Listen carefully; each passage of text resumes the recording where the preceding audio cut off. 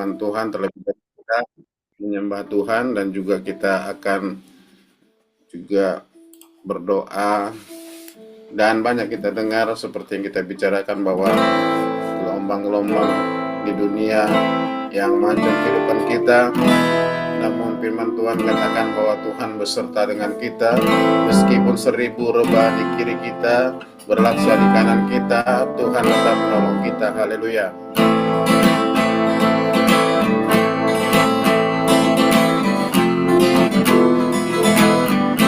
Meskipun musuh di depanku, rintangan menghadang langkahku, tahu sungguh Engkau bersamaku.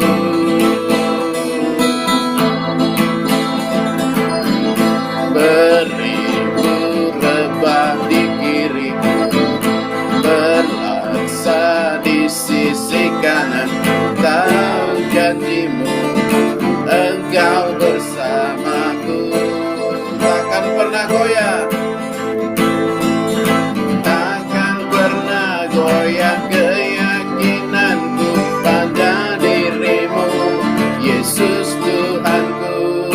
Tiada yang seperti dirimu, Kaulah kuatku, kebanggaanku, gunung batu dan keselamatanku. Buat tanganmu perlindunganku, Kaulah Allah sumber kemenanganku. Kita tidak akan goyah walaupun kita mendengar berita di sana sini menggoncangkan pikiran kita, namun Tuhan tetap bersama dengan kita. Haleluya.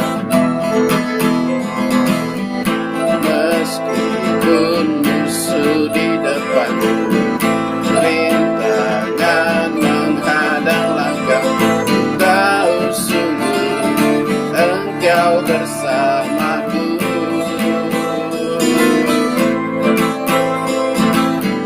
Beribu rebah di kiriku, berlaksa di sisi kanan, tahu janjimu Engkau bersamaku. Takkan pernah goyah keyakinanku pada dirimu, Yesus Tuhanku.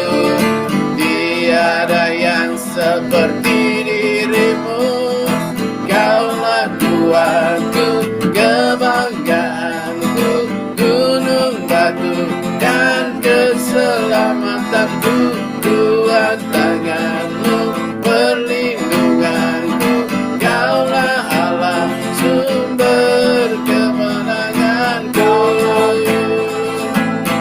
Banggaanku, gunung batu dan keselamatanku. Buat tanganmu perlindunganku, Kaulah kuatku, kebanggaanku, gunung batu dan keselamatanku. Buat tanganmu perlindunganku, Kaulah Allah sumber kemenanganku. Sumber kemenanganku, sumber kemenanganku.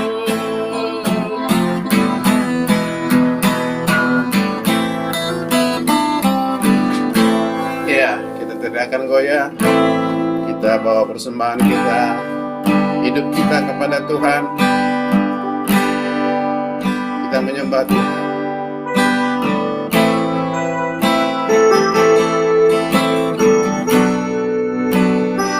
Hanya Yesus yang layak ditinggikan, yang disembah. Kami datang Tuhan, menyembah Engkau Tuhan, memuliakan Engkau, bahwa yang terbaik bagimu Tuhan.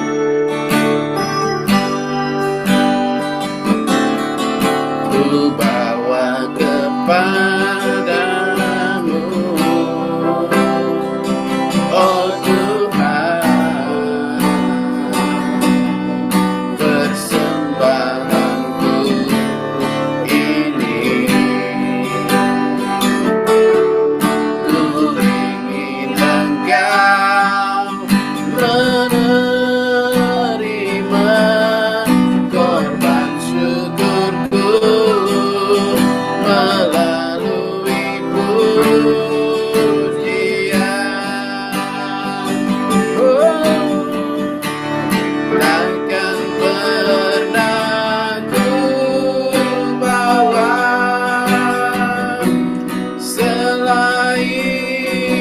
yang terbaik,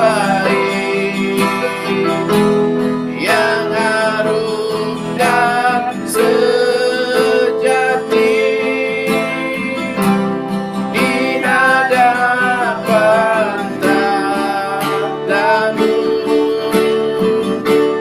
Yesus, ku terimalah korban syukurku ini, yang mengalir di hatiku sebagai penyembahanku. Hanya Engkau yang layak ditinggikan Tuhan. Engkau membawa yang terbaik bagimu. Persembahkan syukur kami kepadamu Tuhan. Terpujilah Engkau Yesus, biarlah namamu.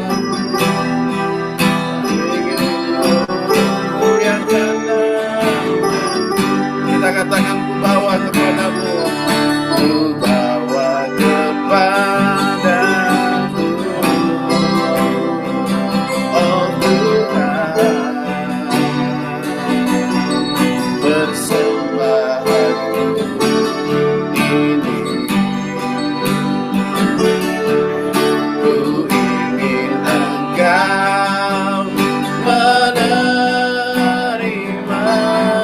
korban syukurku melalui pujian.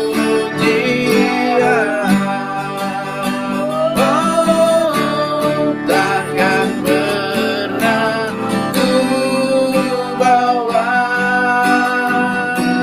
selain yang terbaik, yang harum dan sejati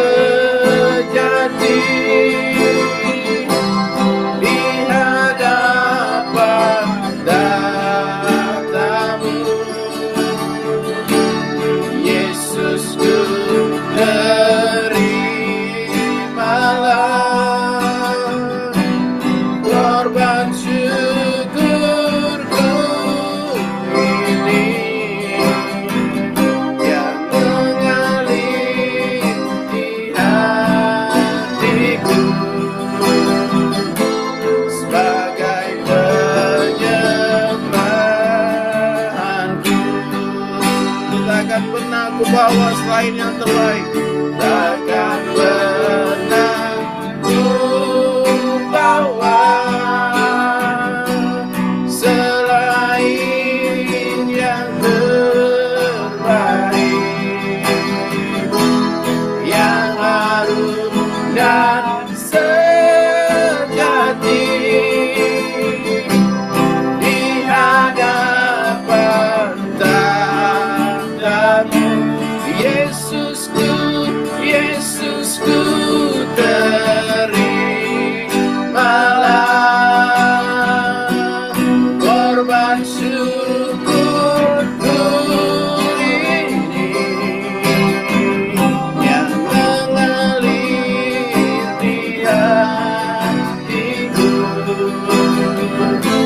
sebagai penyembahanku, yang mengalir di hatiku sebagai penyembahanku. Terima kasih Tuhan, muliakan namamu yang membawa terang pada dunia ini Tuhan, dan kami menjadi garam dan terang di dunia ini Tuhan. Mampukan kami membawa terang-Mu Tuhan, bagaimana firman-Mu yang akan kami dengarkan Tuhan.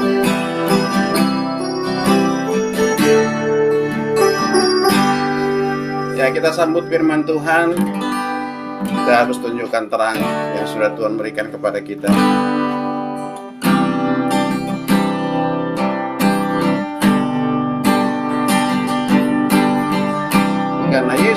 datang dalam terang. Kemegahan Raja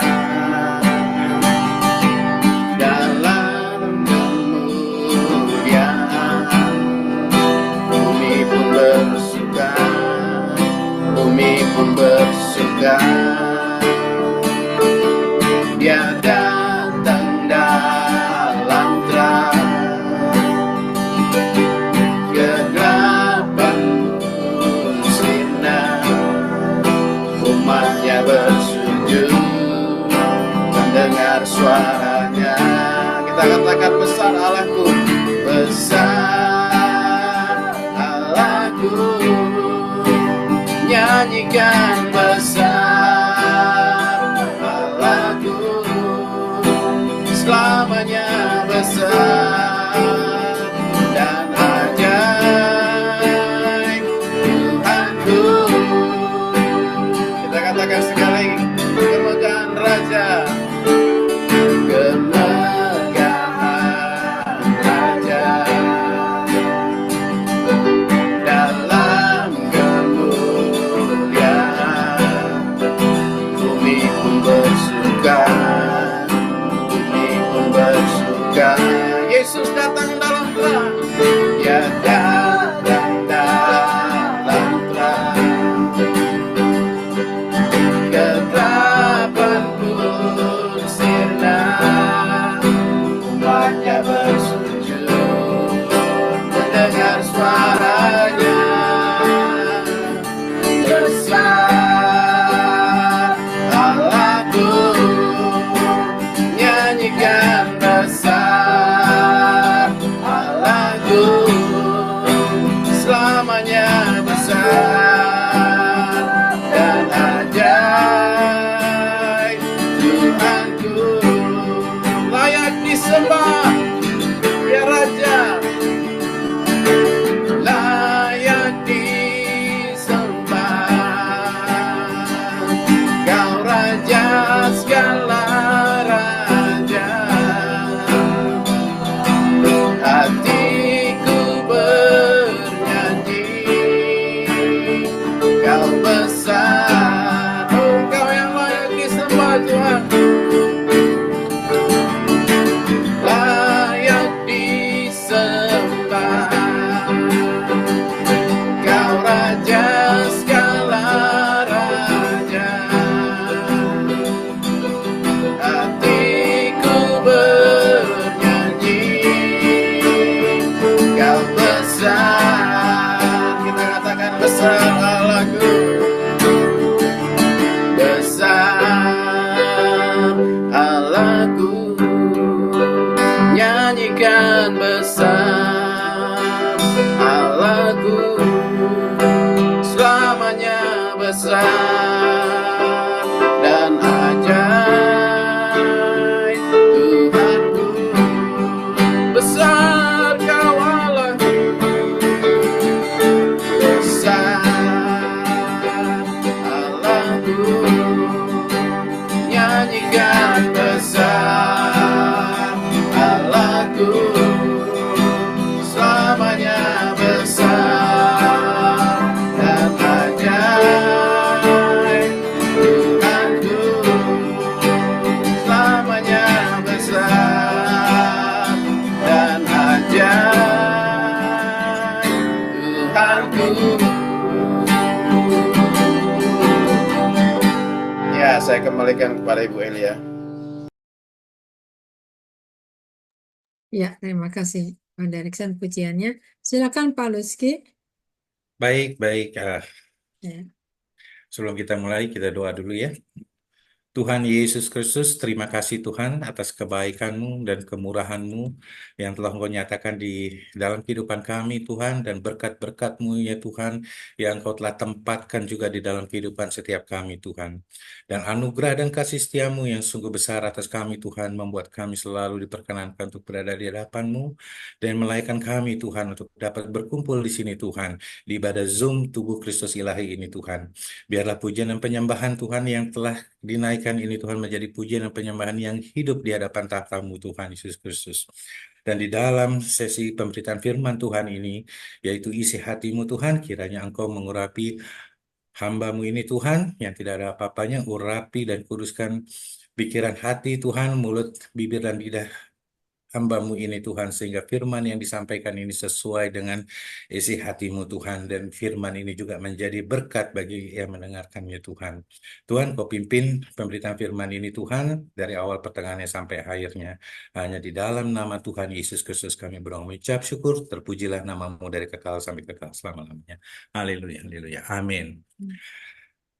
Shalom teman-teman semua yang ada di Zoom ibadah Zoom ini Tuhan, dan saya percaya juga teman-teman di sini pasti juga dalam keadaan sehat walafiat, tidak kekurangan suatu apapun. Ini juga karena kebaikan dan kemurahan Tuhan yang eh, dinyatakan di kehidupan kita, dan penyertaan yang sampai saat ini yang sungguh luar biasa gitu. Nah, ini saya bisa share screen ya Bu Elia ya. Gimana ya caranya ya? Pak Derikson yang gimana nih Pak Derikson? Apa yang dipencet ya? Pak Derikson bisa nggak? Saya nggak paham. Diklik diklik di peserta partisipan yang ada angka orangnya itu, baru ada namanya, Yang baru mana? yang di bawah Bu, yang Ya, partisipan atau peserta. oh, yang ini ya, yang jumlah ya. Ya, jumlahnya. Diklik Jadi, di situ, nanti muncul nama, lihat aja Pak Luski.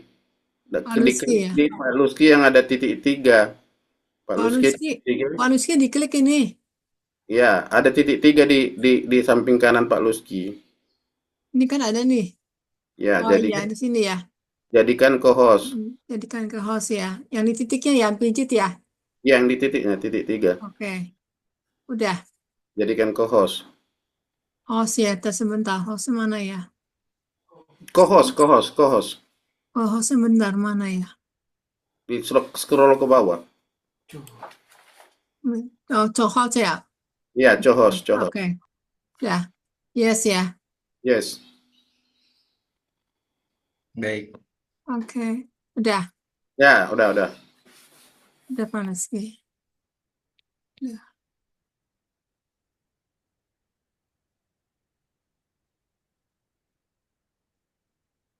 Ya.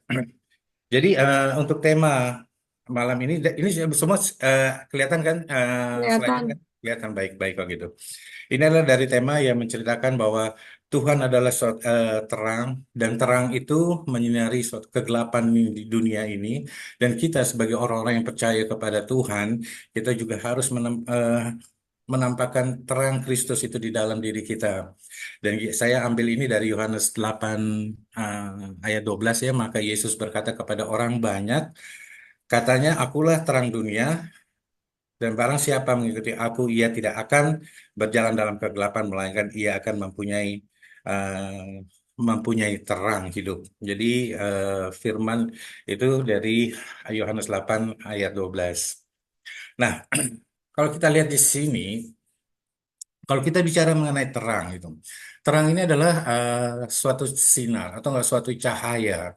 Dan kalau misalnya kita ada di dalam suatu ruangan, yaitu kita ingin melihat sesuatu yang bisa tampak dalam kehidupan, di dalam ruangan itu adalah kita memerlukan lampu yang untuk menyala, sehingga kita dapat melihat segala objek-objek yang ada di dalam ruangan tersebut. Jadi kita juga berhubungan dengan suatu kata yang itu yang menyala. Dan kata menyala ini sebenarnya kalau akhir-akhir ini yang kita sering dengar adalah suatu kata-kata pujian ya, dari seorang kepada si A atau enggak kepada si B. Itu merupakan suatu pujian di mana seseorang tidak melakukan sesuatu apapun, tetapi setelah dia melakukan satu perbuatan yang dia lakukan yang mengagumkan orang, kita sering bisa mengatakan bahwa oh, menyala abangku atau enggak menyala guruku, menyala bapakku dan sebagainya. Itu adalah suatu kata-kata pujian nih bagi bagi bagi apa namanya bagi orang-orang yang melihat suatu yang dia kagumi gitu. Tetapi dalam firman Tuhan ini di sini saya mengatakan bahwa kekuatan dan kasih Tuhan itu bukannya sesuatu yang tidak ada menjadi ada, tetapi karena firman Tuhan, kasih dan kekuatan Tuhan itu selalu ada, dan kita hidup di dalam keselamatan yang Tuhan berikan kepada kita. Nah, Di sini, kalau kita bicara mengenai terang, gitu, pasti lawan kata dari terang itu adalah suatu kegelapan. Kalau kita bicara mengenai suatu kegelapan, di situ pasti kita juga bisa menyangkut mengenai suatu dosa di dalam ini. Kalau kita bicara mengenai dosa, pasti dosa itu adanya di dunia, gitu. Dan manusia adalah yang ada di dalam dunia ini. Jadi kalau kita katakan di sini bahwa sebenarnya dunia ini adalah merupakan suatu penjara dosa, gitu. Yang dimaksud di sini, jadi karena dosa, kita hidup di dalam suatu kegelapan dunia. Dan hadirnya Tuhan di dalam kehidupan kita itu membuat Tuhan nampak di dalam diri kita. Akhirnya kita menjadi suatu berkat bagi orang-orang lain. Orang-orang yang di luar sana yang belum mengenal Tuhan. Atau enggak, yang orang-orang percaya tapi dia belum datang kepada Tuhan dengan benar-benar. Nah, pertanyaannya adalah apakah kita sebagai orang-orang percaya sudah membuat Tuhan nampak pada diri kita gitu. Sebagai orang yang percaya. Di sini firman Tuhan di 1 Yohanes 1 ayat 7, gitu. Tetapi jika kita hidup di dalam terang sama seperti Dia ada di dalam terang. Nah, di sini kita mengatakan bahwa ketika Yesus mengatakan bahwa Yesus adalah terang dan kemudian kita ada di dalamnya, apakah kita masih mempunyai sifat-sifat negatif kita atau kita mempunyai sifat-sifat yang istilahnya yang buruk sehingga kita jauh dari terangnya Tuhan, atau kita masih memiliki sifat-sifat yang tidak berkenan di hadapan Tuhan sehingga Tuhan tidak nampak di dalam kehidupan kita. Nah, pada dasarnya pada dasarnya manusia telah melakukan berbuat dosa di mana manusia ini telah kehilangan kemuliaan Tuhan dan tidak ada seorang pun yang tidak berdosa. Semua manusia pun yang ada di dunia ini pasti telah melakukan dosa. Perbuatan dosa itu ada karena ada sifat dosa. Ini saya dapat bilang begini karena sebagai contoh adalah Kain membunuh Habel, itu membunuh adalah suatu perbuatan dosa. Tetapi ada sesuatu yang sebelum melakukan perbuatan dosa adalah Kain iri terhadap Habel. Nah, kata iri ini adalah suatu nature of sin. Jadi sesuatu sifat-sifat dosa atau enggak dapat dikatakan sebagai the essence dari inti daripada dosa itu adalah karena iri hati, kemudian dia akan melakukan suatu perbuatan dosa. Nah, di sini saya ingin mengatakan bahwa sebenarnya kita sudah masuk ke dalam rencana keselamatan Tuhan. Mungkin kita berpikir bahwa kita tidak mau melakukan suatu perbuatan dosa, kita menghindar dari suatu perbuatan dosa, dan kita tidak mau menyakiti orang, terus kemudian kita tidak mau berbohong, kita tidak mau berdusta, kita tidak membunuh, kita tidak mau mencuri dan sebagainya. Dan juga kita tidak mau memberontak akan perintah-perintah Tuhan, kita mau taat kepada Tuhan. Apakah itu sudah cukup untuk kita menampakkan Tuhan di dalam diri kita? Tetapi di sini kan ada sifat-sifat dosa yang tanpa kita sadari itu tersimpan di dalam hati kita, yang mengotori hati kita.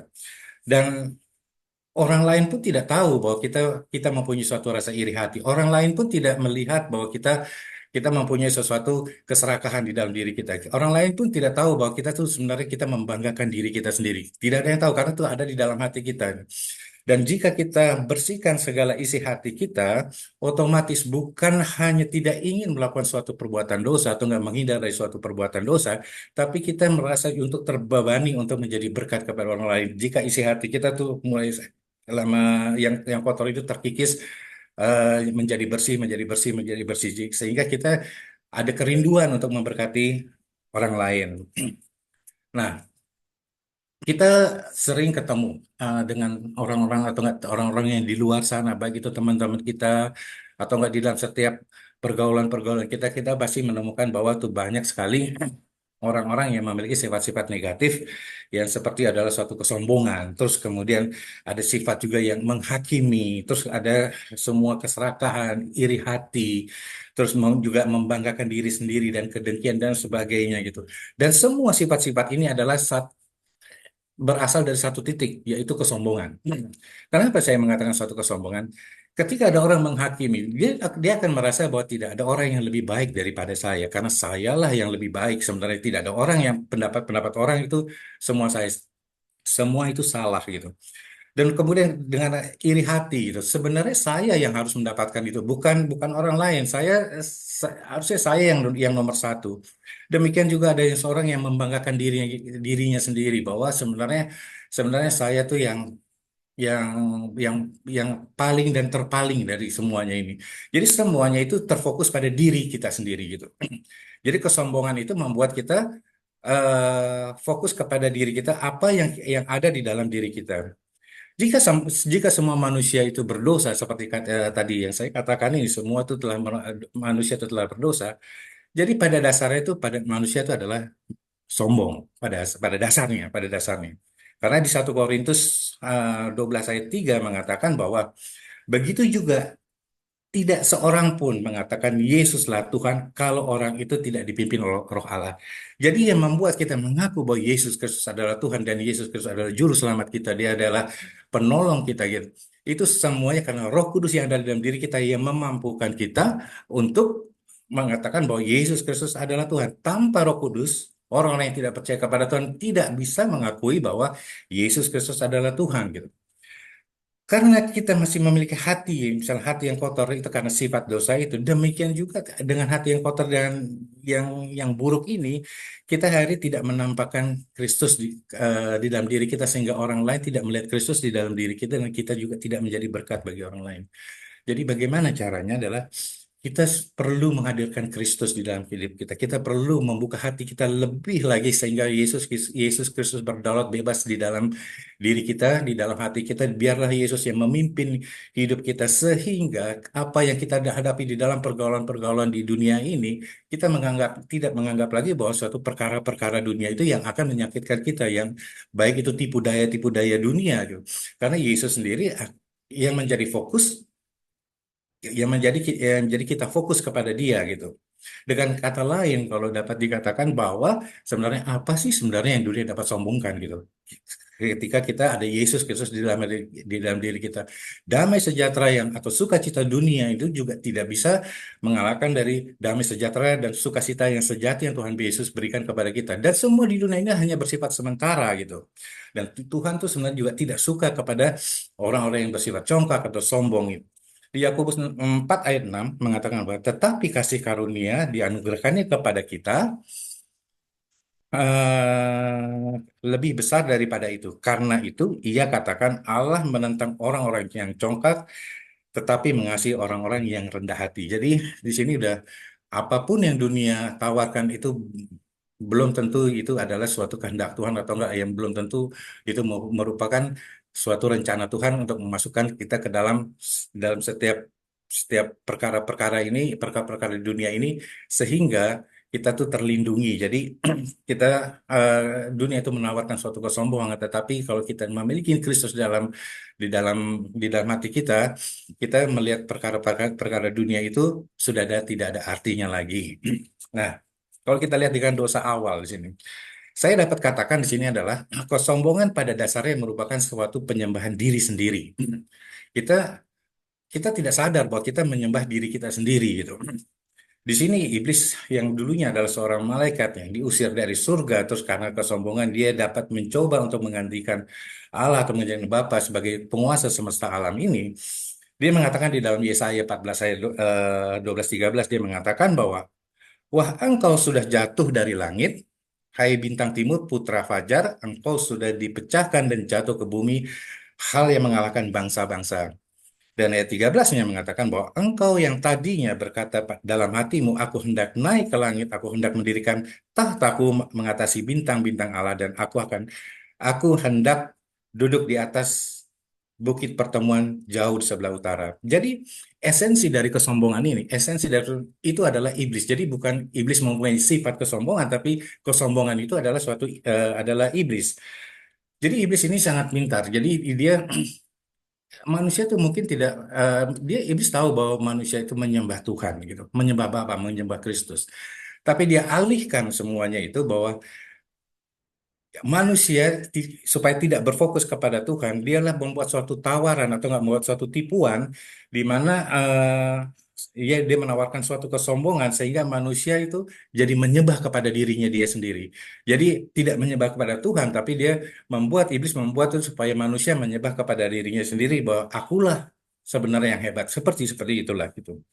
Jadi di sini kalau kita lihat bahwa iblis mencoba untuk kita manusia ini menyembah diri kita sendiri. Sebenarnya yang dibalik semuanya itu adalah yang kita nampakkan adalah iblis di dalam kehidupan kita.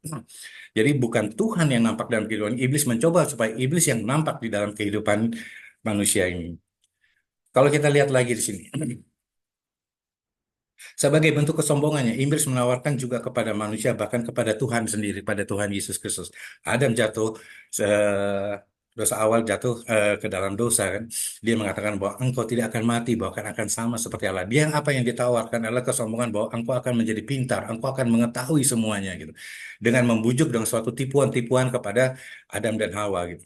Di sini bilang kejadian 3 ayat 4 dan 5, tetapi ular itu berkata kepada perempuan itu, sekali-kali kamu tidak akan mati, tetapi Allah mengetahui bahwa waktu kamu memakannya, matamu akan terbuka, dan kamu menjadi seperti Allah dan tahu tentang yang baik dan yang jahat.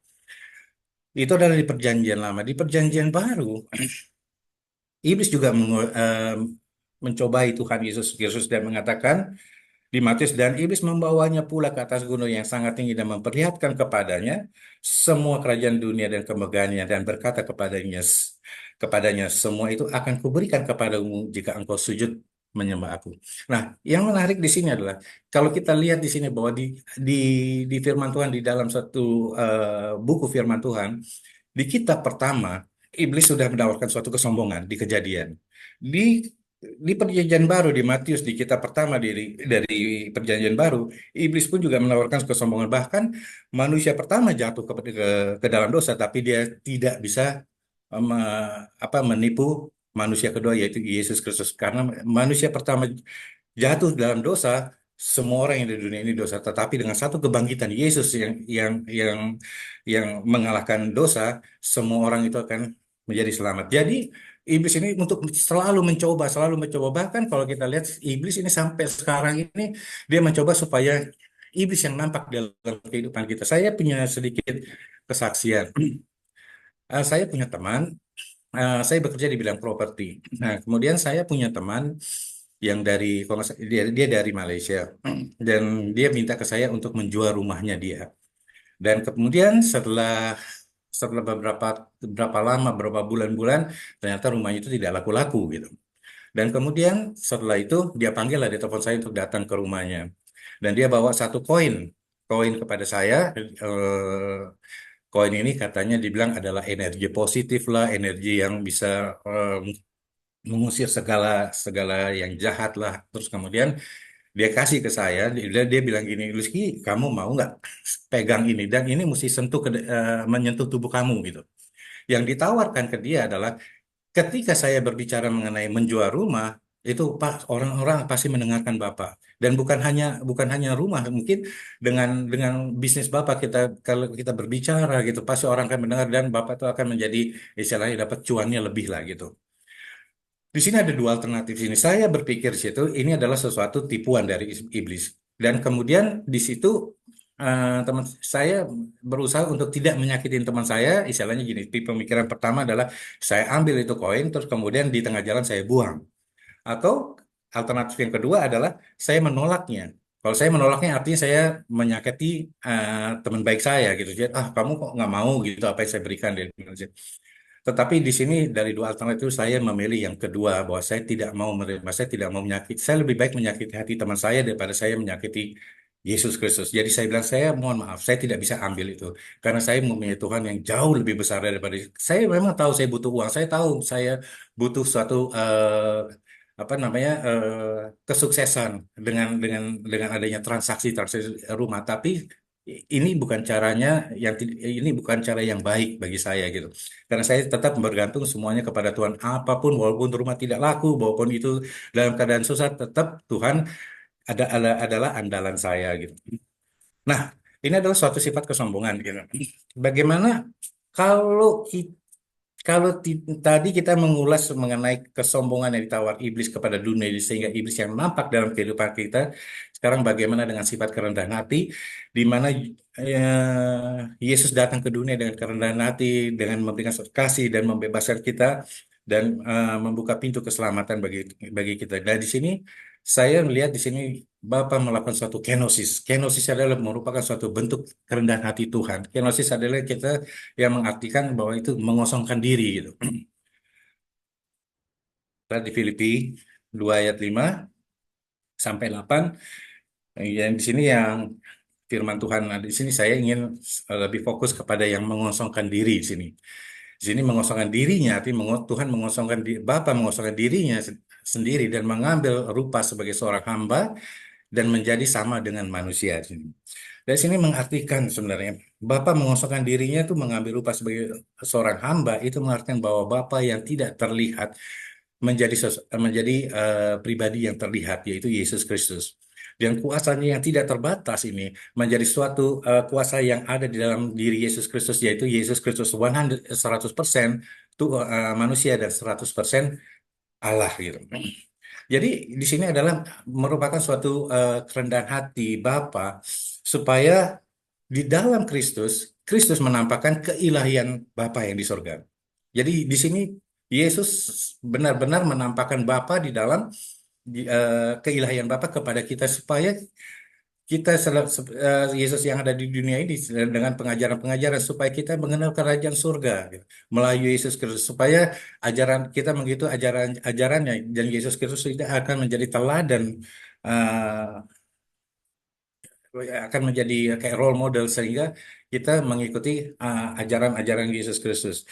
Dan selama di dunia ini Yesus Kristus memberikan suatu pengajaran, apakah dia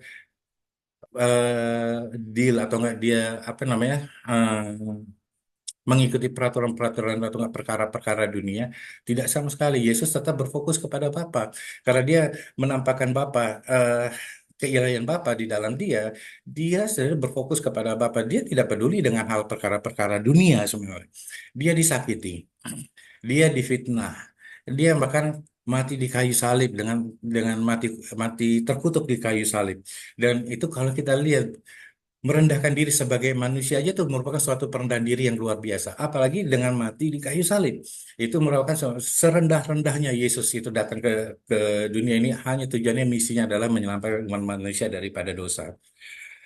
Nah, kalau kita lihat di sini, Yesus mengalami intimidasi, penderitaannya, semuanya. Jadi Yesus tidak melihat ke kiri dan ke kanan. Yang penting misinya Yesus Kristus adalah tercapai.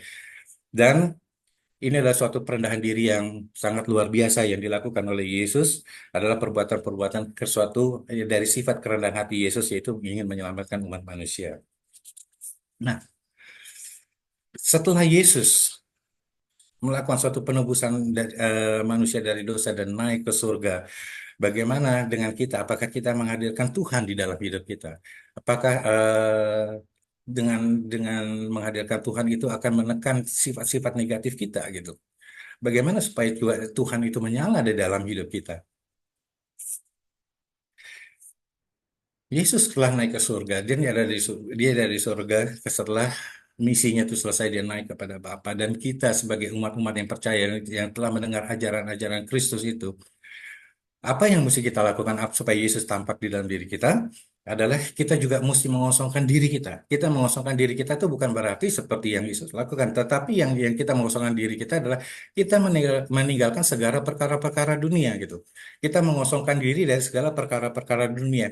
Roh Kudus yang hidup di dalam kita, dia akan memimpin hidup kita. Kita berfokus kepada Dia sehingga Kristus tampak di dalam kehidupan kita dan Roh Kudus ini akan terus menekan dan bahkan menonaktifkan sifat-sifat negatif kita seperti ada iri hati, terus kemudian menghakimi, terus kemudian bersifat seperti dengki dan kesombongan dan sebagainya itu.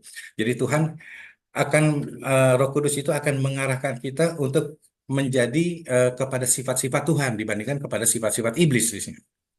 Nah, kita sendiri yang hidup di dalam dunia ini yang masih istilahnya bergumul di dalam dunia kita terlibat di dalam pergumulan dunia ini.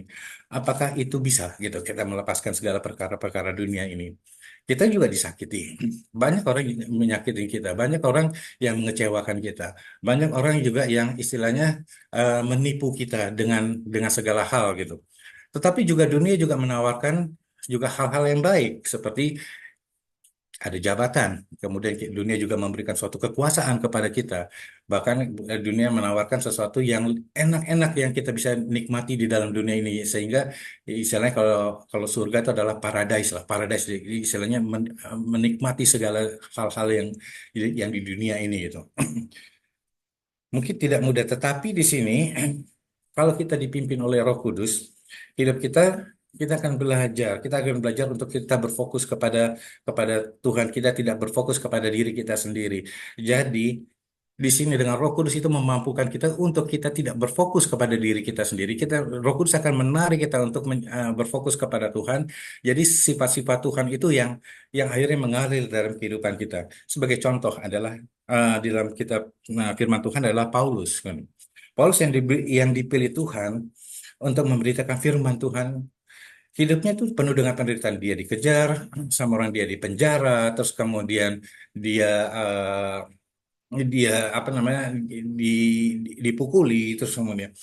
Nah, dan Paulus sendiri adalah dulunya adalah dia anak orang kaya, kemudian dia merasa dia berhikmat, terus dia disombong dengan apa namanya dengan apa yang dengan Tauratnya gitu.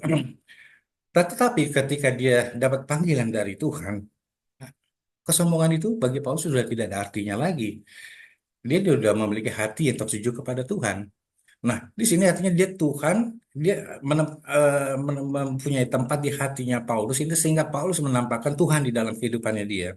Di Filipi 3 ayat 7 dan 8, Paulus mengatakan bahwa tetapi ada apa yang dahulu merupakan keuntungan bagiku, sekarang kuanggap rugi karena Kristus. Malahan segala sesuatu yang kuanggap rugi karena pengenalan Kristus Tuhanku lebih mulia daripada semua. Jadi dia menganggap bahwa sebenarnya tidak ada lagi yang lebih hebat daripada Kristus. Kalau kita lihat perkara-perkara dunia itu semuanya menjadi sesuatu yang sampah gitu. Oleh karena dialah aku telah melepaskan semuanya. Jadi dia melepaskan semua perkara-perkara dunia. Dia tidak peduli lagi. Dia hanya berfokus kepada satu tujuan, yaitu Yesus Kristus. Dan menganggapnya sampah semuanya, dan supaya aku memperoleh Kristus. Jadi di sini kalau kita lihat, kalau Roh Kudus di dalam hidup memampukan kita untuk berfokus kepada Tuhan, kita menampakkan diri Kristus, terang Kristus ada di dalam diri kita. Akhirnya dia membuat menghilangkan segala apa namanya, menghilangkan segala sifat-sifat negatif kita, kesombongan kita dia akan tekan, terus kemudian bahkan dia menonaktifkan semuanya itu. Dan di sini Roh Kudus akan terus memimpin dalam setiap harinya kita, gitu. Setelah menghidupkan suatu Roh Kudus dalam diri kita, Roh Kudus akan menarik kita untuk berdiri dengan Tuhan. Jadi berjalan dengan Tuhan. Nah, di sini yang menarik adalah Roh Kudus akan membuat kita untuk mengenal isi hati Tuhan, mengenal kehendak Tuhan melalui firman. Dia mengajarkan kita untuk melakukan suatu pujian penyembahan dalam doa. Terus kemudian bagaimana kita memiliki hati yang menyembah kepada Tuhan. Kenapa? Karena gitu. Kan kita berjalan bersama Tuhan. Kalau kita berjalan bersama Tuhan, semakin dalam kita mulai mengerti bahwa sebenarnya manusia itu terbatas. Manusia itu tidak ada apa-apanya. Manusia itu banyak kelemahan-kelemahannya. Dan manusia itu akan berpikir bahwa sebenarnya kita butuh penolong, kita butuh Kristus sebagai juru selamat kita. Semakin kita mengenal firman Tuhan, semakin Roh Kudus akan memampukan kita untuk dapat mengerti bahwa sebenarnya itu manusia itu eh, perlu Tuhan untuk menyinari jalan kehidupannya. Saya ambil satu analogi adalah sebagai gini. Ketika kita di dalam suatu ruangan, dalam suatu ruangan yang gelap pun sekarang, anggap aja kita menganggap itu adalah kegelapan dunia. Tanpa kita mengenal firman Tuhan, tanpa kita mengerti atau nggak meredungkan firman Tuhan, kita tidak mengerti misalnya ini harus belok ke kiri. Kita mendengar suara Tuhan. Kita lama-lama kita akan mendengar, kepekaan kita akan timbul, kita mendengar suara Tuhan. Oh, kita belok kiri. Terus setelah ini belok kanan misalnya. Ada sesuatu yang menuntun kita di dalam dunia kegelapan ini, dalam kegelapan ruangan ini. Tetapi kalau kita mengandalkan diri kita sendiri, siapa yang kita bisa bisa bisa dengar di situ? Siapa yang bisa kita apa namanya kita jadi mempunyai panutan untuk menuntun kita di dalam kegelapan ini? Tidak ada gitu. Jadi di sini kita menyadari bahwa sebenarnya manusia itu manusia ini mempunyai banyak sekali keterbatasan. Dan apakah kita sekarang ini sudah apa mencintai firman Tuhan. Kadang-kadang saya sering ketemu orang misalnya di luar sana, oh saya mencintai Tuhan Yesus Kristus, saya Tuhan Yesus adalah juru selamatku, dia adalah penebusku, dia adalah penolongku, dia adalah Tuhan yang setia. Dia hanya berbicara gitu, tapi apakah dia membaca firman Tuhan? Apakah dia merenungkan firman Tuhan dalam sehari-hari? Apakah dia mengkonsumsi firman Tuhan setiap harinya?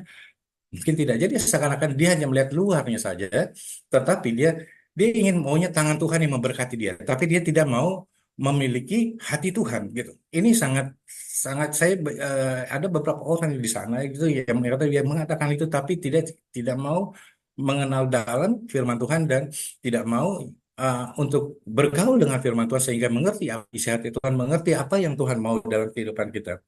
Sebagai contoh itu adalah ketika kita lahir baru, misalnya 20 tahun yang lalu kita lahir baru, tentu di 20 tahun kemudian kita kan nggak mau istilahnya eh, hidup kita tuh ya begitu-begitu aja. Kehidupan rohani kita begitu-begitu aja. Kita nggak mau. Kita mau tuh Tuhan lebih lagi kita apa mengerti Tuhan lebih lagi, lebih lebih mengerti apa sih maksud Tuhan, apa sih kehendak Tuhan, apa sih yang Tuhan mau dari kita. Kita harusnya sebenarnya gitu. Misalnya akhirnya kita menjadi berjalan dengan waktu, akhirnya kita menjadi suatu orang yang dewasa rohani gitu. Karena saya mengatakan ini karena firman Tuhan itu adalah sebenarnya itu adalah DNA Tuhan Yesus Kristus itu sendiri. Jadi kalau kita lihat di sini, kita mau sebenarnya Tuhan Yesus Kristus tampak dalam kehidupan sehari-hari dalam kehidupan kita. Firman itu adalah DNA-nya Tuhan Yesus Kristus yang kita konsumsi akan menonaktifkan segala sifat-sifat negatif kita. Dan DNA Tuhan Yesus adalah suatu kerendahan hati Tuhan karena kerendahannya hatinya ia datang ke dunia dan menyelamatkan manusia di sini. Dan artinya membuat Tuhan nampak dalam kehidupan kita. Nah, saya ingin ada cerita suatu bukan cerita atau analogi ini, menganalogikan bahwa sebenarnya eh, bercerita mengenai ada yang berdiri di suatu restoran dan dia lagi memegang secangkir kopi di tangannya. Dia berdiri, terus kemudian dia bersandar di salah satu tembok, terus kemudian ada orang lain lewat di sampingnya terus menyenggol dan kopinya itu tumpah. Dan kopinya itu tumpah mengenailah baju seorang yang lagi duduk di sampingnya. Gitu. Nah, ketika ditanya, kenapa kamu menumpahkan kopi kepada saya, ke baju saya sehingga baju saya kotor? Gitu. Orang yang pegang kopi itu menjawab, karena orang ini yang menyenggol saya sehingga kopi ini jatuh ke bajunya Bapak gitu. Itu jawaban yang benar, itu realita, di jawaban yang suatu yang realita. Tapi mungkin nggak kita menjawab, karena saya pegang yang ada di cangkir saya kopi. Tapi kalau misalnya itu ya saya pegang air, yang tumpah juga akan air gitu ke dalam ke baju Bapak di sini. Jadi di sini ada suatu perbedaan ini. Kita mengilustrasikan bahwa yang menyenggol orang itu adalah suatu tekanan hidup. Tekanan hidup yang menyenggol tangan orang itu sehingga kopinya itu tumpah. Secangkir secangkir kopi, secangkirnya adalah itu adalah hati kita. Tapi kopi yang di dalamnya adalah apa yang kita isi di dalam hati kita gitu. Jadi ketika kopi itu jatuh, ya, isi hati kita adalah yang diisi oleh hal-hal yang dunia, perkara-perkara dunia, terus kemudian ya istilahnya sakit hati, terus kemudian ada rasa dengki dan sebagainya. Yang keluar adalah maki-makian dari dari orang itu. Dia memaki, ya, merupakan kata-kata yang tidak baik gitu. Tetapi kalau kita isi dengan cangkir itu dengan satu firman Tuhan, dengan isi kita isi dengan hal-hal yang yang, yang eh, Tuhan berkenan gitu. Yang ada yang keluar itu yang jatuh itu kita tidak menyalahkan tekanan. Oh, habis ekonominya begini sih, habis orang yang memukul saya begini, jadi saya mesti tidak begitu. Tapi ketika kita mendapat suatu tekanan ada orang yang memukul kita, yang keluar dari hati kita adalah untuk memberkati orang itu. Jadi suatu hal yang berbeda. Jadi DNA-nya Tuhan kalau DNA Tuhan itu firman Tuhan itu kalau kita konsumsi dia bermanifestasi dalam diri kita gitu. Nah, di sini juga ada satu ilustrasi lagi yang istilahnya apa sih yang dimaksud dengan DNA itu maksudnya gimana sih? Seandainya kita memakan sebuah buah atau apel gitu. Kita tidak lihat itu ada vitamin A atau enggak vitamin C gitu. Kita tidak lihat itu di situ. Kita makan bayam atau nggak sayur-sayur kangkung dan sebagainya. Kita tidak melihat itu ada zat besi di situ. Tetapi kalau kita memakannya, kita merasakan ada sesuatu yang berbeda. Kita bisa merasakan manfaatnya.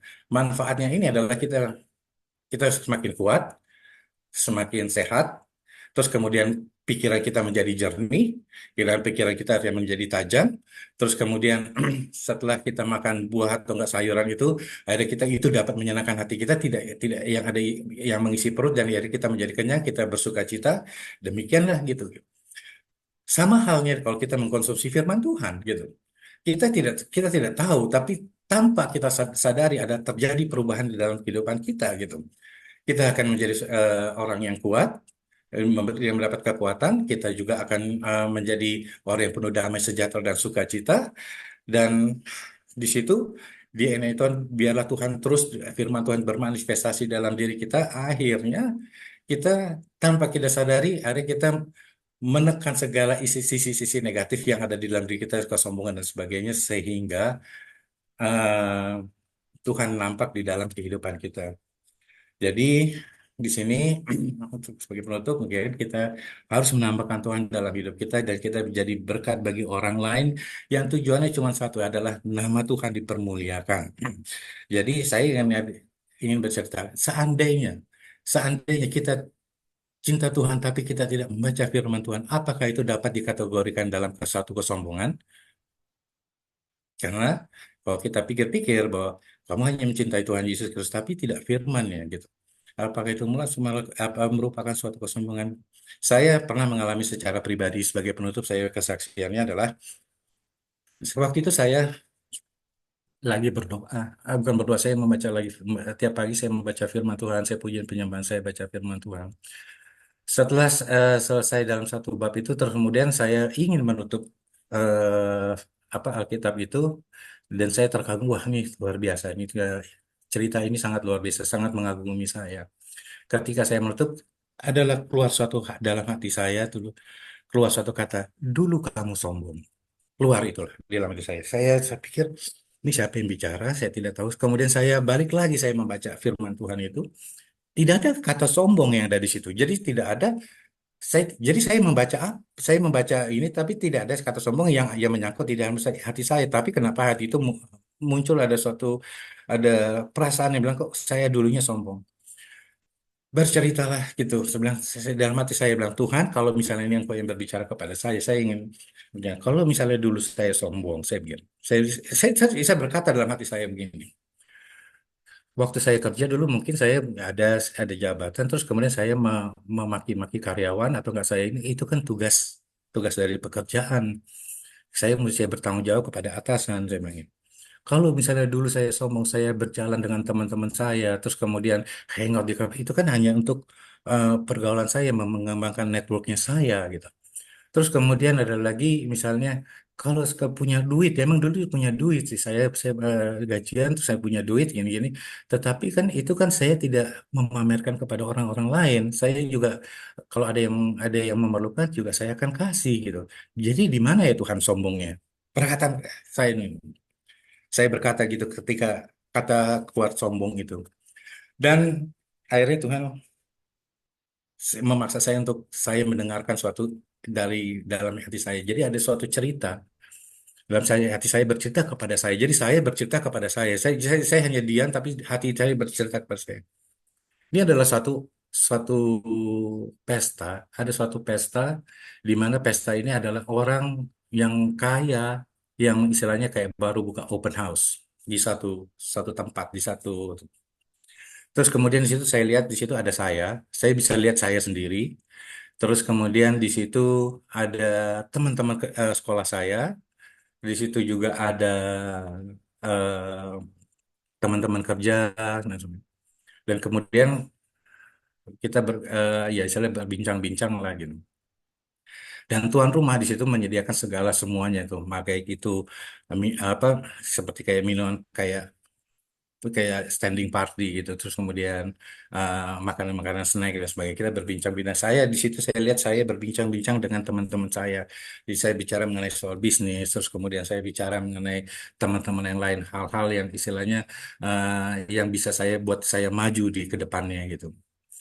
Dan sekitar pukul 11 waktu itu,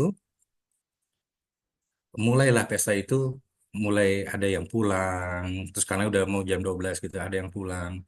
Dan eh, teman-teman sekolah saya juga udah pulang, terus kemudian eh, apa teman-teman kerja yang tadi kita bicara mengenai bisnis, atasan-atasan saya dulu juga saya bilang dia pulang ke negaranya dan sebagainya dan pulang. Dan di situ cuman ada saya dengan tuan rumah itu sendiri.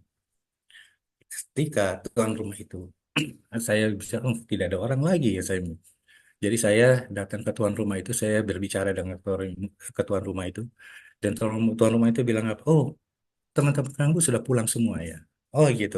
Yang tadi yang bicara mengenai bisnis itu sudah pulang. Terus, oh ya, bagaimana dengan atasan-atasan kamu itu sudah pulang balik ke negaranya. Oh ya, bagaimana dengan perusahaan kamu? Apakah sudah tutup atau sudah?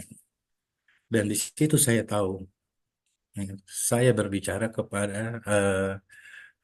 apa namanya, ketuan rumah itu ternyata itu yang Tuhan yang ingin maksud adalah ketika saya bekerja dulu, ketika saya masih muda dengan sekolah itu, saya tidak mengambil firman Tuhan bagian dari untuk kehidupan saya. Dan Tuhan menyatakan bahwa dulu kamu sombong. Kamu sekarang kamu udah mengetahui bahwa firman Tuhan itu sangat sangat apa sebagai kayak bagaikan harta karun, tapi dulu kamu tidak menganggapnya sama sekali. Saya sibuk sekali dengan teman-teman saya. Saya sibuk sekali dengan bagaimana saya untuk menjadi suatu orang yang profesional, orang yang sukses dan sebagainya. Saya terlalu sibuk itu. Dan Tuhan melihatkan saya, kalau kamu hanya butuhkan makanan cemilan di sini dan sebagainya, aku mempunyai lebih daripada itu. Dan saya menangis di situ. Saya terus terang saya menangis itu. Saya keluar air mata saya bilang, Tuhan ampuni saya Tuhan. Karena saya tidak tahu. Dengan hal yang seperti ini saya baru mengerti gitu. Saya baru mengerti bahwa sebenarnya dari muda pun semenjak kita musim lahir baru kita harusnya harusnya kita juga uh, bergaul dengan firman Tuhan karena firman Tuhan akan memimpin kita lebih lagi dan lebih. Tapi saya tidak melakukan hal itu gitu. Saya dengan penyesalan dan saya keluar air mata saya bilang Tuhan ampuni saya. Makanya saya bilang kadang-kadang orang terpikir tidak pentingnya firman Tuhan itu sangat penting sangat itu adalah DNA Tuhan itu yang membuat kita kuat sebenarnya itu yang membuat kita tetap fokus kepada Tuhan kita tidak lihat perkara-perkara dunia kita tidak makan lah kita tidak minum atau kita tidak punya duit semuanya tidak punya tabungan bank kita ada utang dan bank semua tidak menjadi perkara kita hanya fokus kepada Tuhan dan Tuhan selalu memberikan yang terbaik bagi kita. Dan saya baru menyadari itu dan saya udah merasakan kasih Tuhan yang sungguh luar biasa dalam kehidupan saya. Makanya saya setelah dengan apa? Dengan ini saya bilang Tuhan, buatlah aku untuk bisa menampakkan Engkau sehingga kalau Engkau terang Engkau dia ada di dalam aku dapat menjadi berkat kepada orang lain. Aku lebih peduli kepada orang dibandingkan aku yang mementingkan diriku sendiri seperti di dulu-dulu aku tidak mau. Dan itu kesaksian saya bahwa tetaplah bergaul dengan firman Tuhan gitu. Jangan sampai Tuhan bilang ke kamu sombong, sombong sekali. Jangan sampai bilang gitu. Jadi di sini sebagai penutup adalah ketika iblis dengan kesombongannya menghancurkan ciptaan Tuhan yang indah itu menjadi suatu berkeping-keping. Tuhan datang ke dunia ini dengan kerendahan hati dan merendahkan diri, mengambil keping-keping yang hancur itu dan dia akan membentuknya lagi Tuhan. Sehingga kalau kita yang mengandalkan Tuhan, Tuhan akan menjadi terang di dalam hidup kita dan kita dapat menampakkan Tuhan dalam hidup kita dan kita akan menjadi berkat bagi orang-orang lain. Nah, di situ eh, saya mengakhiri firman Tuhan, kita untuk berdoa ya. Tuhan, terima kasih Tuhan atas penyertaan-Mu di dalam pemberitaan firman Tuhan. Aku tahu Tuhan, dan aku menyadari Tuhan bahwa masih banyak penuh kekurangan-kekurangan dan keterbatasan-keterbatasan aku Tuhan dalam menyampaikan isi hati-Mu Tuhan. Tapi aku percaya Tuhan, firman-Mu Tuhan yang mempunyai kuasa Tuhan, yang tertanam dan berakar dan bertumbuh di hati kami Tuhan Yesus Kristus. Sehingga firman-Mu yaitu DNA kamu menjadi terang di dalam kehidupan kami Tuhan dan kami dapat uh, memiliki terang-Mu Tuhan sehingga jadi berkat bagi orang-orang lain Tuhan Yesus Kristus. Dan Tuhan biarlah firman itu menjadi berkat Tuhan dan dapat menguatkan dan dapat menjadi pedoman dalam kehidupan setiap kami, Tuhan Yesus Kristus. Tuhan, berkatilah kegiatan Zoom Tubuh Kristus Ilahi ini, Tuhan. Berkati Ibu Elia, Tuhan, yang sebagai host di sini, Tuhan.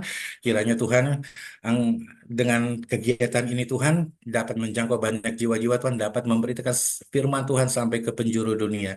Demikian juga dengan teman-teman yang ada di sini, Tuhan. Kiranya Tuhan, Kau berkati, Tuhan, jika ada kelemahan-kelemahan tubuh, Tuhan, jika ada suatu beban-beban yang terban, Tuhan, lepaskan, Tuhan. Aku percaya, Tuhan Yesus Kristus, karena jika berkat Abraham, Ishak, dan Yakub turun atas kami semua, dan kami percaya, Tuhan Yesus Kristus, tidak ada satu iblis pun yang mengambil atau mencurinya dari kami, Tuhan. Terima kasih, Tuhan. Engkau yang sungguh baik, Tuhan. Berkati Tuhan Yesus Kristus, dan kami sebentar lagi akan mengakhiri ibadah ini, Tuhan. Eh, Biarlah kami terus mengandalkan Engkau dalam setiap saat, Tuhan. Dan kami serahkan ini semua ke dalam tangan-Mu, dan kami percaya, Tuhan, Engkau mendengar doa kami, dan Engkau sempurnakan, Engkau telah memberkati kami, dan kami telah menerima berkat daripada-Mu. Hanya di dalam satu nama, Yesus Kristus, kami berdoa mengucap syukur. Terpujilah nama-Mu dari kekal sampai kekal selama-lamanya. Haleluya, haleluya. Amin. Terima kasih, Bu Elia.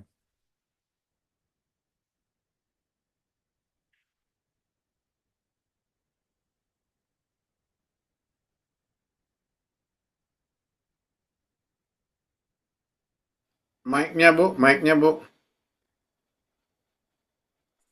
Iya, makasih Pak Derikson. Lupa nih saya. Ya, terima kasih Pak Rizky ya.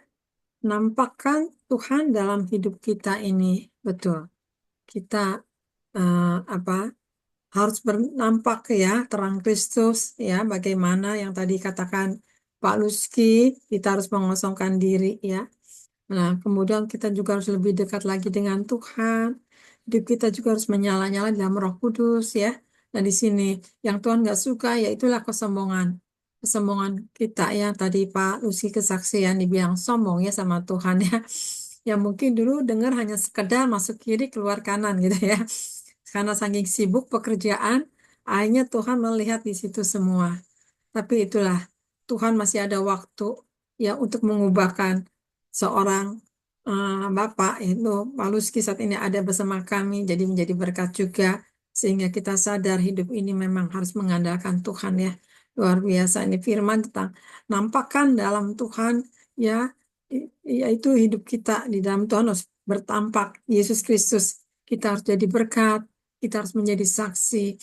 Bapak Ibu diberkati ya oleh firman-Nya. Nah, disinilah kita harus jadi terang, jangan jadi batu sandungan. Kenapa? Saat ini saya dengar banyak saat ini kan yang menjadi batu sandungan, yang undur, yang kecewa, macam-macam ya. Ya, ini mungkin keadaan situasi, keadaan-keadaan di dalam keluarga yang lagi apa problem ya. Nah, disinilah. Tapi bagaimana yang tadi Pak Lucy katakan, nampakkan Tuhan di dalam hidup kita ini, tetap kita bersinar.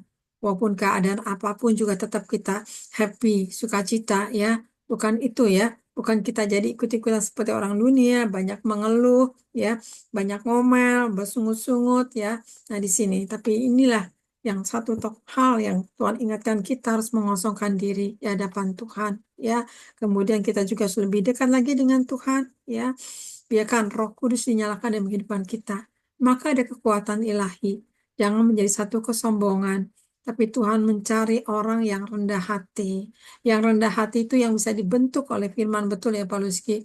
Yang dibentuk oleh firman dan kita mau dijadikan segambar dengan Dia. Nah, inilah ya dengan temanya nampakkan Tuhan dalam hidup kita ini. Jadikan berkat, jadikan kita solusi bagi orang-orang yang bermasalah ya. Kemudian kita juga menjadi terang untuk dunia ini. Puji Tuhan, terima kasih Pak Luski ya. Tuhan Yesus memberkati. Nah, ya, saya minta satu pujian Pak Derikson. Nanti saya minta doa syafaat Ibu Esther ya. Doa syafaat Bu Esther. Salam Bu Esther. Mana nih Bu Esthernya? Bu Esther nanti doa syafaat ya. Oke, saat ini silakan Pak Derikson angkat satu pujian. Terima kasih Pak Luski. Tuhan memberkati. Ya, terima kasih buat hambanya firman Tuhan yang menegur kita bahwa kita tidak boleh sombong, namun seringkali kita tidak bisa menghindari keegoan kita tidak sanggup. Tapi Yesus telah merendahkan diri bahkan mati sebagai hamba di kayu salib, kenosis ya.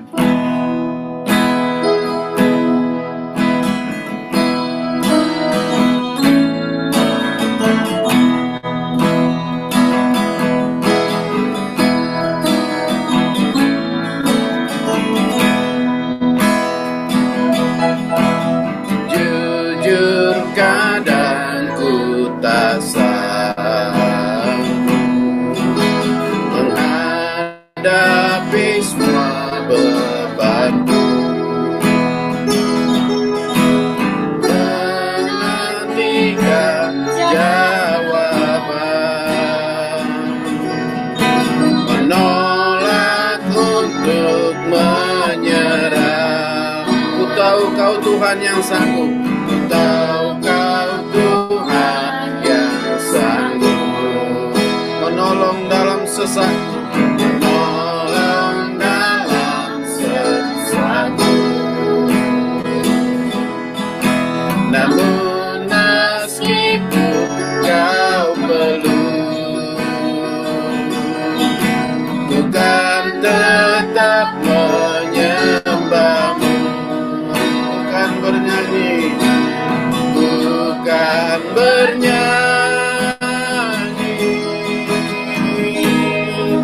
sampai jiwaku percaya, sampai hatiku mendengar lagu pengharapan. Bukan berserah, bukan berserah. Ku tahu aku tak sendiri, ku yakin Kau mengasihiku,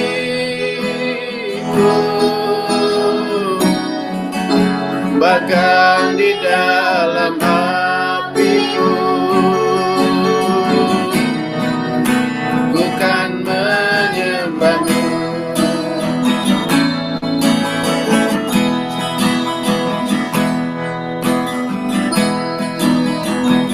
Jujur kadang aku lalai, jujur kadang aku lalai, bersandar pada kekuatanku di dalam kelemahanku, di dalam kelemahanku.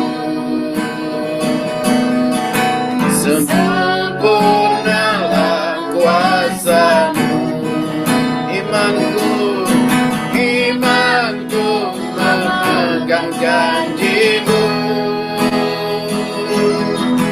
Ku tahu Kau selalu bersamaku dalam setiap perkaraku. Kaulah damai tenangku. Bukan bernyanyi, bukan bernyanyi,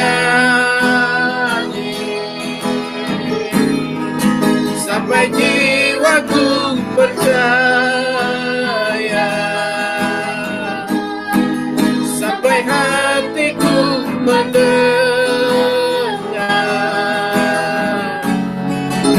lagu pengharapan. Ku tahu Kau sanggup, ku tahu Kau sanggup. Aku tak pernah sendiri, selalu baik Kau di hidupku, bahkan di dalam api pun ku kan menyembahmu, bahkan di dalam api pun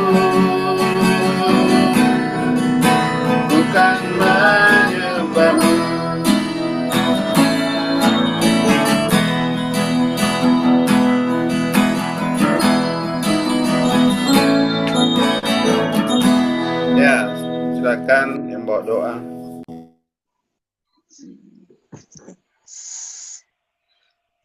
Mari kita bersatu dalam doa. Bapa di dalam sorga, Bapa yang baik, Bapa yang kami sembah di dalam nama Tuhan Yesus. Pada malam ini ya Bapa, kami sungguh mengucap syukur kepadamu. Terima kasih Bapa buat kasih setiamu, penyertaanmu bagi kami. Kalau kami boleh Bapa bersekutu dengan Engkau melalui Zoom, semua itu karena kebaikan-Mu ya Bapa. Karena di luar Engkau ya Bapa kami tidak bisa berbuat apa-apa. Tetapi di dalam nama Yesus ada kehidupan, ada belas kasihan-Mu Bapa di dalam hidup kami. Terima kasih Bapa, kami mengucap syukur kepadamu. Pada malam ini ya Bapa, di mana kami Tuhan yang mendengar firman-Mu ya Bapa, tanamkan itu di loh hati kami. Biarlah firman-Mu itu kekuatan bagi kami, menjadi pelita bagi kaki kami, terang bagi jalan kami. Ajar kami Bapa untuk selalu bersyukur kepadamu, karena Engkau Bapa yang baik. Setiap firman yang ditaburkannya Bapa, biarlah itu menjadi rema di dalam hidup kami. Terima kasih Bapa, jadikan kami pelaku-pelaku firman-Mu. Biarlah firman-Mu itu berkuasa di dalam hidup kami. Boleh tumbuh berakar, berbuah untuk menyenangkan hati-Mu. Terima kasih Tuhan Yesus yang baik, terima kasih Roh Kudus. Kami mengucap syukur kepadamu. Terima kasih Bapak, begitu juga kami mau berdoa ya Bapak, buat Ibu Elia ya Bapak yang selalu menjadikan Tuhan kami menjadi penasehat kami ya Tuhan melalui gembala kami Bu Elia ya Bapak. Tuhan berkati dia Tuhan dengan berkat rohani, jasmani, sukacita seperti gelombang laut yang tidak putus-putusnya. Pakai dia Tuhan semakin hari, semakin sungguh-sungguh hormat bagi namamu. Berkati suaminya, berkati anaknya, Mikael, mantunya juga Bapak Engkau berkati. Engkau jadikan Tuhan keluarga ini menjadi keluarga kerajaan sorga. Biarlah namamu dipermuliakan, namamu ditinggikan. Berkati kami juga semua Tuhan yang di dalam Zoom ini Tuhan. Biarlah kami Tuhan selalu Tuhan cinta kepadamu ya Bapa. Semakin hari kami Tuhan, semakin bukakan mata telinga kami untuk mata kami tertuju kepadamu saja. Hanya Engkaulah Bapa yang kami inginkan. Tidak ada yang lain ya Bapa. Biarlah kami selalu hati kami Tuhan tertuju kepadamu saja ya Bapa. Terima kasih Bapa, berkati semua Tuhan, anak-anak kami, mantu kami, cucu kami, semua keturunan kami Tuhan. Kau biarlah kami Tuhan berkumpul di bumi, berkumpul di sorga, punya rumah di bumi, punya rumah di sorga. Terima kasih Tuhan Yesus yang baik juga tadi Pak Derson ya Tuhan yang membawa pujian. Kau berkati dia Tuhan Yesus, Engkau pakai dia semakin hari semakin sungguh-sungguh matanya tertuju kepadamu saja. Berkati istrinya, berkati Tuhan anak-anaknya. Apapun Tuhan yang mau diinginkan Tuhan, Engkau Bapa yang selalu menolong dia. Engkau cukupkan segala kebutuhannya. Pelayanannya Tuhan semakin berkembang. Biarlah namamu dipermuliakan, namamu ditinggikan. Terima kasih Tuhan Yesus yang baik, kami mengucap syukur kepadamu. Begitu juga kami Bapa mau berdoa buat bangsa kami Tuhan, bangsa Indonesia. Tuhan, kami merindukan Tuhan, lawatan-Mu Bapa di bangsa kami ini. Ampuni bangsa kami ini Tuhan. Banyak kekurangannya Tuhan. Banyak Tuhan selalu iri Tuhan. Biarlah Tuhan Engkau lawat bangsa kami ini. Curahkan pertobatan besar-besaran ya Bapa. Pertobatan yang terakhir Tuhan. Biarlah semakin hari Bapa, semakin Injil diberitakan sampai ke ujung bumi. Biarlah namamu Tuhan dipermuliakan, biarlah segala lutut berteluk, segala lidah mengaku Yesus Kristus adalah Tuhan. Kau lawat Tuhan, mulai dari presiden kami, wakilnya Gibran, baik semua Tuhan, aparat polisi, semua mulai dari tertinggi sampai yang terendah. Lawat Tuhan bangsa kami ini, karena Engkau Tuhan ada di bangsa kami ini ya Bapa. Kami mohon belas kasihan-Mu turunkan di bangsa kami ini. Berikan roh-Mu Tuhan di bangsa kami ini. Biarlah bangsa kami ini Tuhan boleh dimerdekakan melalui kuasa-Mu Tuhan, melalui roh-Mu Tuhan yang Kau surahkan di bangsa kami ini. Terima kasih Bapa, kami sungguh mengucap syukur kepadamu. Inilah doa kami Bapa, kami alaskan hanya di dalam nama Tuhan Yesus, menjadi juru selamat kekasih jiwa kami. Haleluya. Amin.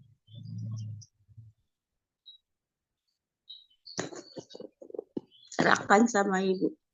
Ya, terima kasih ya Bu Esther. Mari kita angkat kedua tangan, kita terima berkat. Nanti kemudian kita sharingkan. Mari kita angkat kedua tangan. Tuhan memberkati engkau dan melindungi engkau. Tuhan Amin. menyinari engkau dengan wajahnya dan memberi engkau kasih karunia. Tuhan menghadapkan wajahnya kepadamu dan memberi engkau damai sejahtera. Terimalah berkat dari Allah Bapa, Putra dan Roh Kudus. Berkat kelimpahan sampai Tuhan menjemput di atas awan-awan yang permai. Mari saudara yang percaya kita katakan, amin. Tuhan Yesus memberkati. Begitu kan. Oke ya.